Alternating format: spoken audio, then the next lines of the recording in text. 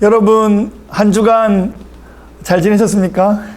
여호수아의 그 유언을 한번 우리 기억해보고 유언을 한번 준비해보자 그런 얘기 드렸는데 한번 생각해 보셨습니까? 저희 집안에 가훈이 있습니다. 부친께서 한 30년 이상 저희 가정에서 교회에서 또 사회에 바깥 사람들 만날 때도 항상 얘기하셨던 저희 집 가훈인데 그것이 30년 목회하신 교회의 표어가 됐고 또 그냥 바깥에 있는 분도 다 아시는 만큼 가시는 곳마다 얘기하신 그 내용이 있어서 저는 그것을 미리 받은 유언으로 생각하고 있습니다. 그게 뭐냐 하면 주님의 뜻이라면 거기까지입니다. 저희 집 가훈은 주님의 뜻이라면이고 교회의 표어는 주님의 뜻이라면 아멘 하는 교회. 이제 그렇게 해서 30년간 목회하시고 은퇴하셨습니다. 여러분 지난주에 여호수아의 유언 너희가 섬길 자를 오늘 택하라 나와 내 집은 여호와를 섬기겠다 이렇게 말하니까 그에 대한 대답으로 우리가 결단코 여호와를 버리고 다른 신들을 섬기지 않겠습니다. 아주 다부지고 당차게 그렇게 대답을 했습니다. 그죠? 그래서 그 대답이 어떻게 실행되는지에 대한 그 이야기가 이제 사사기의 이야기가 되겠습니다.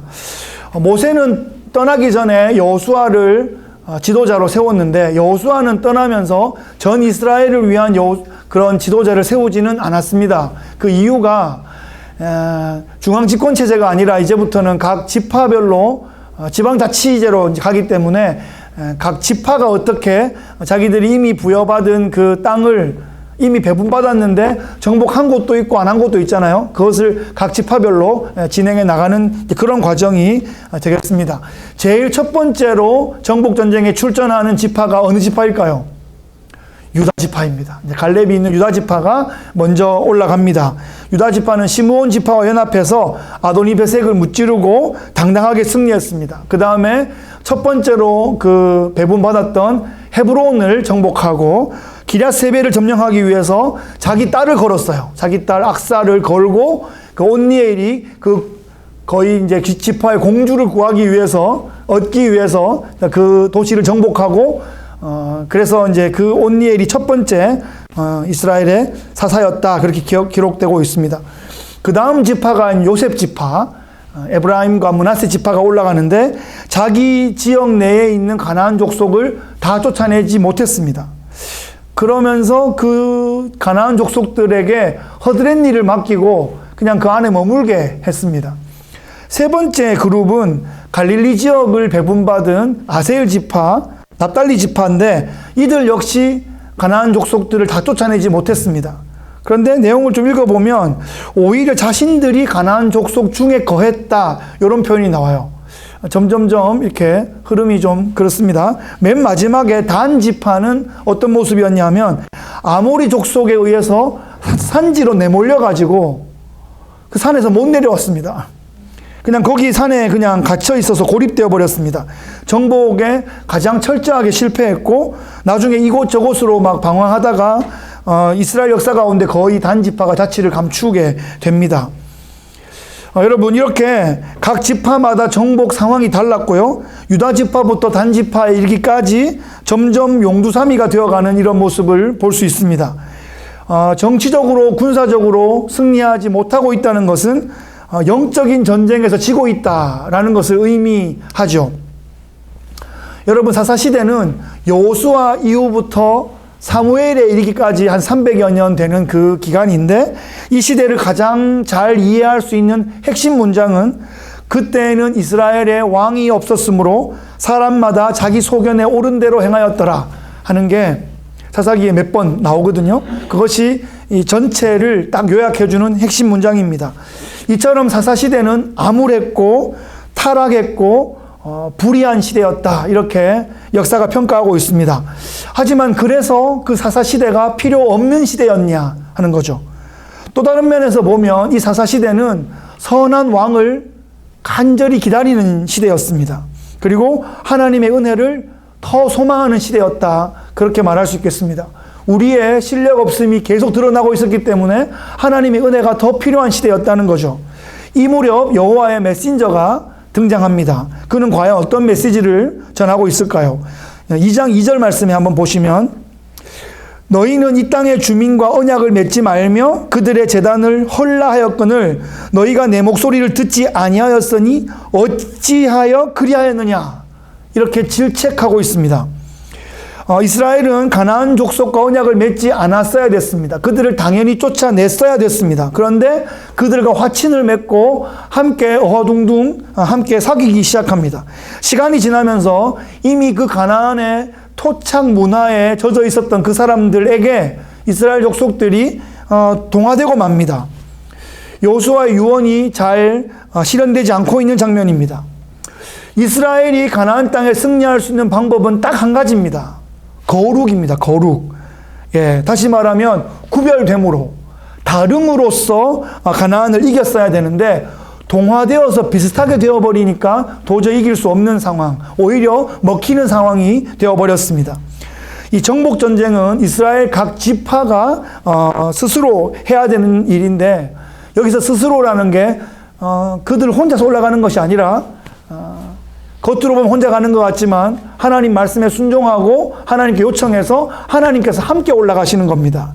그렇게 되면 눈으로는 물리적인 전투가 벌어지지만 실상은 영적인 전쟁에서 이미 이기고 현장에서 확인하는 이제 그런 형태의 싸움이 된 거죠. 그런데 그들이 스스로 타협하거나 포기하거나 물러나거나 그랬기 때문에 겉으로 보이는 전쟁에서도 실패하게 된 것입니다. 3절 말씀해 보시면 내가 그들을 너희 앞에서 쫓아내지 아니하리니 이렇게 말씀하십니다. 하나님께서 쫓아내지 않으신다. 그들을 일부러 남겨두시게 그렇게 세팅하셨다는 겁니다. 이스라엘의 의지와 헌신이 없었기 때문에 하나님께서 가나안 족속을 쫓아내지 않으셨습니다.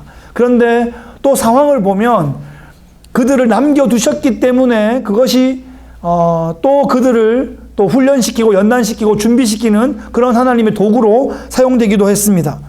여러분, 구원은 하나님의 은혜로 받는 것인데 구원 이후의 삶의 열매는 우리가 수고하고 헌신하고 또 희생하고 그렇게 나갈 때 하나님께서 도우시고 하나님께서 채우시는 그런 역사가 있다는 거죠. 여러분, 신명기 법 자체가 조건부 언약입니다. 너희가 이렇게 하면 내가 이렇게 복을 주리라.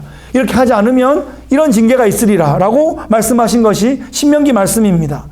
그런데 이스라엘은 하나님께서 하라 부탁하신 것은 하지 않고 하지 마라 한 것은 하고 있는 언약에 불순종하는 모습이었기 때문에 그들이 너희 옆구리에 가시가 될 것이며 그들의 신들이 너희에게 올무가 되리라. 이렇게 말씀하신 것이 지금 성취되게 되어 그런 상황입니다. 이것이 당시에 가나안 땅을 살아가던 이스라엘 각 족속들의 영적인 형편이었습니다. 오늘날 우리가 살아가는 시대와 어떻게 한번 견주어 볼 수 있을까요? 성경의 이야기는 오늘을 살아가는 우리들에게 모델과도 같고 또 거울과도 같고 때로는 창문과도 같고 오답 노트와도 같고 여러 가지 이제 이미지가 있습니다. 사사시대 이야기를 통해서 이제 오늘의 우리의 역사와 삶의 자리를 한번 투영해 보면 좋겠습니다. 제가 지난 한 주 동안 공부를 좀 했습니다. 한국 역사도 좀 공부하고 100년 전 그 구한말 역사 또 일제시대의 역사 또 이렇게 전후 그런 역사들을 좀 공부해 보면서 우리가 태어난 이 대한민국이라는 나라가 1948년도에 이제 건국이 되는데 조선왕조가 일본 그 제국주의에 주권을 뺏긴 후에 열강의 그 소용돌이 속에서 극적으로 해방이 되었습니다. 해방이 된 후에도 정말 서로 각기 자기 소견대로 옳은 대로 행하면서 나라가 아주 그냥 엉망진창이었습니다. 걷잡을 수 없는 사상적 혼란과 대립으로 치닫고 있었습니다. 해방 전부터 이미 사상이 다른 것 때문에 크고 작은 그런 싸움들이 있었고 동족 간에 피 흘리는 전투들이 있어 왔습니다. 하나님의 적극적인 개입하심으로 아주 극적인 개입으로 대한민국은 북한과 다르게 자유를 위한 나라, 자유민주주의로 건국되었습니다. 그래서 처음부터 공산주의와는 전혀 다른, 분명히 다른 노선으로, 다른 헌법으로 그렇게 세워졌습니다. 하지만 여러 통로로 공산주의 사상에 많이 노출되고 또 전염되고 또 오염되고 말았습니다. 지금 보면 교육 정책도, 역사 교육도, 경제 정책도, 외교 정책, 여러 가지 정책들이 사회주의 노선이 점점 강화되고 있는 그런 모습 같습니다. 대한민국이라는 나라의 정체성이 모호해진 것 같습니다. 그런 와중에 교회는 점점 세속화되고 좌경화되고 코로나 상황에 영적으로도 굉장히 급속히 쇠퇴하고 있습니다. 코로나 사태 때문에 사회 전반에 많은 문제점이 생기게 되고 특히 자영업자들이 많이 어려운 고통 중에 있는데 영적인 시각으로 보면 교회가 가장 큰 타격을 입은 것 같습니다. 신앙이 약한 성도들이 많이 흩어지고 많이 묻혀지게 되었고 교회를 완전히 오픈했는데 코로나 이전보다 50%도 오지 않는 이런 상황이 고착화되어 가고 있습니다. 이민사회도 비슷한 상황을 겪어가고 있습니다. 미국의 형편은 어떨까요? 미국은 청교도가 신앙의 자유를 위해서 세운 나라입니다. 가장 먼저 교회를 세우고 신학교를 세우면서 그렇게 출발했습니다. 그런데 몇 달 전에 미국의 하버드 대학교에서 그 신학부의 교목실장을 무신론자를 세웠습니다. 이미 오래전부터 승려나 이맘이나 욕이나 그런 사람들이 신학부에 강의하러 오고 한 것은 오래되었습니다만 이런 무신론자가 교목실장이 되는 이런 상황까지 왔습니다. 사탄교회가 캠퍼스 안에 버젓이 횡행하고 있고 대학은 성혁명의 온상이 되어가고 있습니다. 이미 동성혼이 합법화된 이런 상황에서 젠더 혁명이 일어나면서 화장실, 탈의실, 사우나실, 그날 자기 아침에 일어나서 자기의 성, 젠더의 어떤 이 생각에 따라서 마음껏 출입할 수 있는 그것이 법적으로 허용이 되고 있습니다. 이것은 하나님께서 인간에게 주신 고유한 정체성이 무너지는 것입니다. 하나님은 남자와 여자로 창조하셨습니다. 그 사이에는 아무것도 없습니다. 남자와 여자 사이에 무수한 성의 스펙트럼을 주셨다든지 태어날 때부터 가진 생물학적 성을 바꿀 수 있다든지 하나님께서 허용하신 적이 없습니다. 제가 하나 정말 뜬금없이 걱정하는 것은 앞으로 여성 스포츠가 트랜스젠더들 때문에 엉망진창이 될 것 같은 불안한 마음이 있습니다. 막을 길이 없습니다. 아이들의 교과서는 다양한 스타일의 가정이 있다고 가르쳐야 합니다. 만약 어떤 교사가 학생들에게 남자와 여자가 만나는 가정에 대해서만 가르치면 그는 다른 스타일의 가정을 혐오했다는 이유로 고소를 당하게 됩니다. 지금 그러고 있습니다. 동성애는 더 이상 사회적으로는 죄가 아닌 상황이 되었는데 그 정도가 아니라 동성애가 죄라고 말하면 죄가 되는 그런 것이 합법화된 상황이 되었습니다. 교양 있게 조금씩 타협하다가 돌이키기 어려운 타락을 우리가 이 시대에 경험하고 있는 것입니다. 한국도 지금 미국처럼 차별금지법을 해마다 입법을 예고하고 있습니다. 또한 자유시장 경제체제의 가장 큰 형님격인 이 미국도 한국처럼 점점 더 많은 사회주의 사상과 그런 정책이 강화되어 가고 있는 것 같습니다. 세계에서 가장 많은 선교사를 파송한 미국과 두 번째 나라가 한국인데요. 또 수많은 선교 기관들을 운영하고 있는데 교회들이 점점 세속화되어 가고 타락하고 영적인 능력을 상실해 가고 있는 그런 상황들입니다. 이런 상황 속에서 오늘 본문은 우리에게 어떤 도전과 어떤 해법을 우리에게 주고 있습니까? 오늘 우리가 함께 읽은 본문은 그때 상황을 영적으로 정확하게 진단해 주고 있습니다. 7절 말씀에 백성이 여호수아가 사는 날 동안과 여호수아 뒤에 생존한 장로들 곧 여호와께서 이스라엘을 위하여 행하신 모든 큰 일을 본 자들이 사는 날 동안에 여호와를 섬겼더라. 여호수아가 이스라엘을 다스렸던 기간에는 여호와 하나님을 잘 섬긴 것을 우리가 알고 있습니다. 근데 유언을 남기고 떠난 후에 그 유언을 직접 들은 여호수아와 함께 동역했던 그 장로들이 살아있는 동안에도 여호와를 잘 섬겼다는 말입니다. 여호수아의 유언이 잘 이루어진 거죠. 그 장로들은 하나님의 큰 일들을 직접 본 사람들입니다. 세대로 말하자면 그 세대들은 출애굽과 광야 시대에는 들어서 이제 아는 거고요. 부모한테. 요단강 도하와 그 여리고를 비롯해서 가나안 정복은 직접 경험해서 아는 그런 사람들입니다. 이스라엘은 이 세대들이 있을 때까지는 여호와를 잘 섬겼는데 그것은 이들이 여호와를 잘 섬기는 본을 보여줬기 때문이죠. 그래서 가나안 정복 전쟁을 계속하여 승리하게 하였습니다. 당시에 이스라엘은 아브라함의 언약을 잘 이루고 있고 모세의 유언도 잘 이루어가고 있고 여호수아의 유언도 성취되고 있는 그런 모습입니다. 이대로 쭉 나가면 시내산에서 언약했던 그 제사장 나라의 사명을 잘 이루어갈 것 같은데 시나리오가 그렇게 흘러가면 참 좋겠는데 약간 슬픈 예감이 들죠. 슬픈 예감은 뭐 잘 틀리지 않는다 이런 세상의 말이 있는데 10절 말씀에 보시면 그 세대의 사람도 다 그 조상들에게로 돌아갔고 그 후에 일어난 다른 세대는 여호와를 알지 못하며 여호와께서 이스라엘을 위하여 행하신 일도 알지 못하였더라. 하나님의 큰 일을 보고 알았던 여호수아의 바로 다음 세대가 있을 때까지는 여호와를 잘 섬겼는데 그 세대들이 떠나간 후에 그 다음 세대에서 문제가 생긴 것입니다. 그들은 여호와를 잘 알지 못했고 여호와께서 자신들을 위하여 행하신 그 일들도 잘 알지 못하는 그런 사태가 일어나고 말았습니다. 여호수아의 다음 세대는 여호수아와 같은 트랙을 달렸는데 여호수아의 다음 세대가 다른 트랙에 서 있는, 그래서 바톤 터치를 해야 되는데 굉장히 어려워지는 그런 상황이 되었다는 것입니다. 이유는 충분합니다. 기후도 환경도 또 언어도 문화도 여러 가지 행정적인 시스템도 달라서 가나안 상황에 적응하기가 매우 빡빡했습니다. 전쟁도 계속 해야 됐고 땅도 개간해야 됐고 여러 가지 준비할 것들이 많았죠. 한마디로 먹고 살기에 매우 바빴습니다. 사는 것이 전쟁 같았습니다. 그러다 보니 하나님이 어떤 분이시고 하나님께서 어떤 일을 하셨는지 가르쳐줄 기회를 갖기가 어려웠습니다. 다시 말하면 광야 백성들은 자신들의 그 출애굽 경험과 광야 경험을 자녀들에게 잘 전수하였는데 가나안의 승리와 풍요를 경험했던 세대는 그 다음 세대인 가나안 2세대들에게 전수하는 것이 어려웠다는 것입니다. 이후에 이 사사기의 역사는 이스라엘 역사 가운데 가장 혼란스러운 상황이 펼쳐집니다.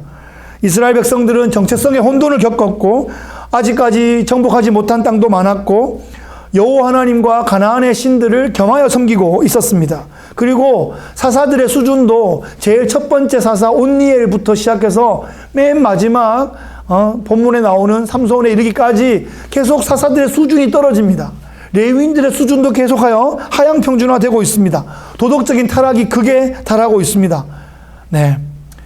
이게 반비례 현상인 것을 아시겠죠?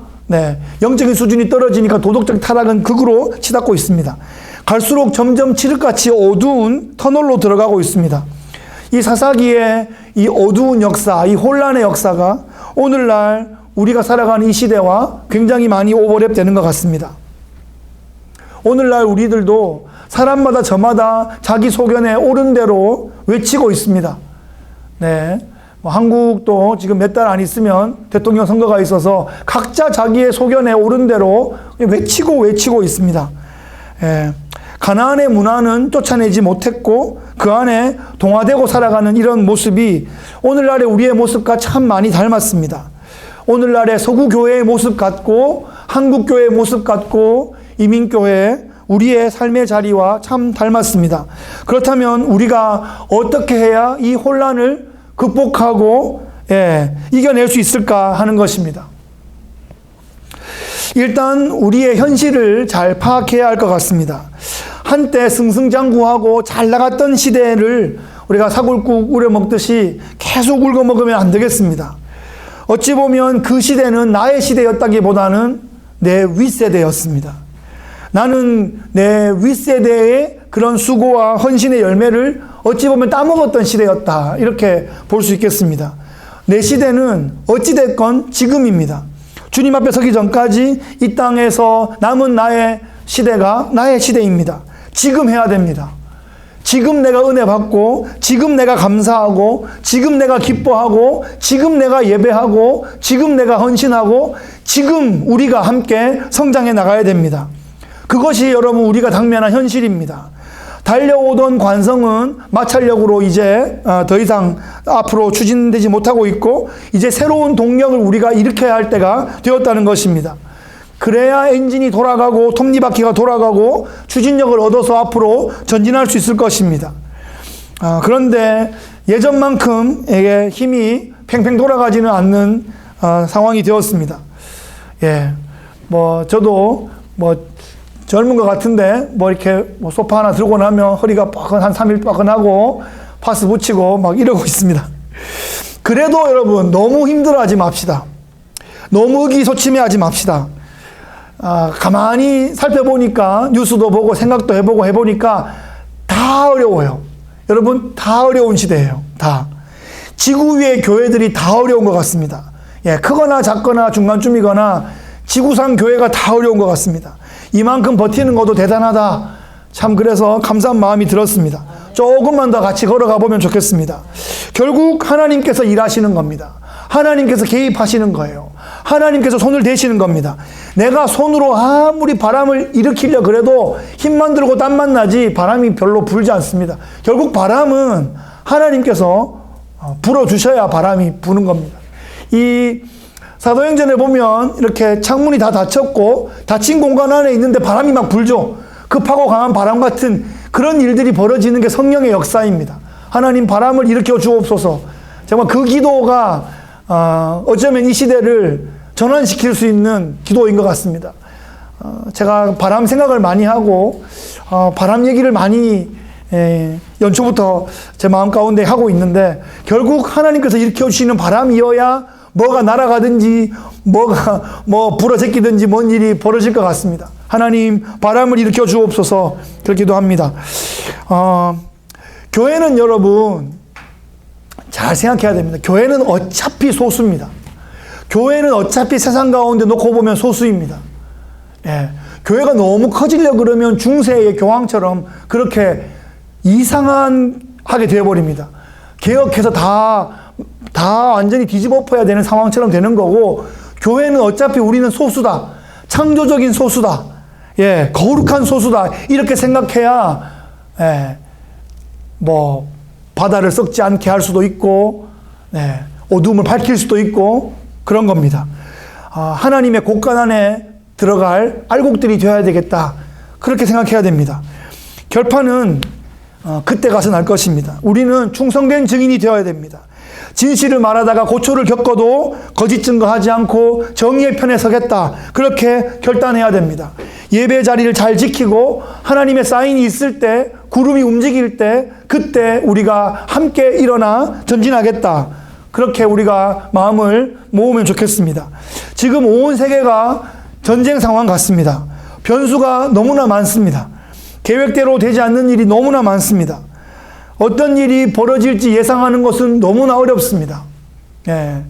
학생들도 지금 1년, 2년째 팬데믹 상황 가운데 대면을 잘 못하고 여러 가지 상황이 벌어지다 보니까 학습 능력이나 학습 스타일이나 이런 것도 굉장히 많이 달라진 것 같습니다. 네. 우리가 하나님을 잘 의지하고 있는지 그것을 우리가 수시로 한번 확인하고 하나님께서 우리 곁에 동행하시는지를 계속 살펴야 될 것 같습니다. 그 하나님을 우리가 깊이 경험하면서 동시에 그 하나님을 부지런히 알려주는 것, 그것이 우리의 사명입니다. 여러분, 사사기 시대는 이미 지나간 시대이죠. 성경에 묻혀있는 시대입니다. 우리는 성경을 붙잡고 성령과 함께 사사기를 닮아있는 이 시대를 어떻게 극복할까 하는 것이 우리의 과제입니다. 사사시대를 보여주는 것은 지금 너희들 시대가 사사시대와 닮았지? 라는 것을 확인하는 정도로 그치라고 하는 것이 아닙니다. 예, 그 시기를 알았으면 줄이라는 겁니다. 그 시대를 극복하라는 겁니다. 그 시대를 가능한 속히 뛰어넘어가라는 것입니다. 우리 시대도 사사기 시대와 마찬가지로 왕이 없어 자기 소견에 옳은 대로 행하고 있는 그런 시대임을 우리는 확인했습니다. 그렇기 때문에 그렇구나. 우리 시대 다 자기 소견에 지 잘난 맛에 자기 소리만 하고 지내지 왕이 없지 이러고 있는 게 아니라 여기서 왕이 없다는 얘기가 다윗 같은 왕이 없는 거고 예수님 같은 왕을 사모한다라는 의미이기 때문에 우리는 이미 봤잖아요. 우리는 사사기에 묻혀있지 않죠. 우린 다윗도 봤고 예수님도 봤거든요. 그러니까 우리의 참 왕 되신 예수님께서 우리를 다스려 주시고 우리 소견이 아니라 주님의 뜻에 합당하게 행하게 하여 주옵소서라고 우리는 기도할 수 있는 겁니다. 매일 아침 참되신 왕이신 예수님을 아침마다 다시 붙잡고 주님의 뜻이라면 오늘 하루도 아멘하고 순종하겠습니다. 그렇게 결단하고 헌신할 수 있다는 것입니다. 오늘날이 사사기의 현장 같고 아침에 듣는 뉴스가 무슨 사사시대의 단면 같은 그런 모습인데 우리가 믿는 것은 우리의 약함 때문에 하나님은 우리의 구원을 못 이루시는 것이 아니라 우리의 약함에도 불구하고 아니 우리가 약해서 더 우리를 붙잡고 구원하시는 우리의 하나님이라는 그런 믿음입니다. 사사기의 시대를 통해서 우리의 약점이 드러나기보다 하나님의 은혜가 더욱 강하게 역사하는 그런 시대가 되기를 소원합니다. 우리가 하나님의 말씀을 잘 믿고 우리가 하나님을 잘 경험하고 우리가 하나님을 잘 알려주는 하나님 나라 국가대표 선수들 다 되시기를 주의 이름으로 축복합니다.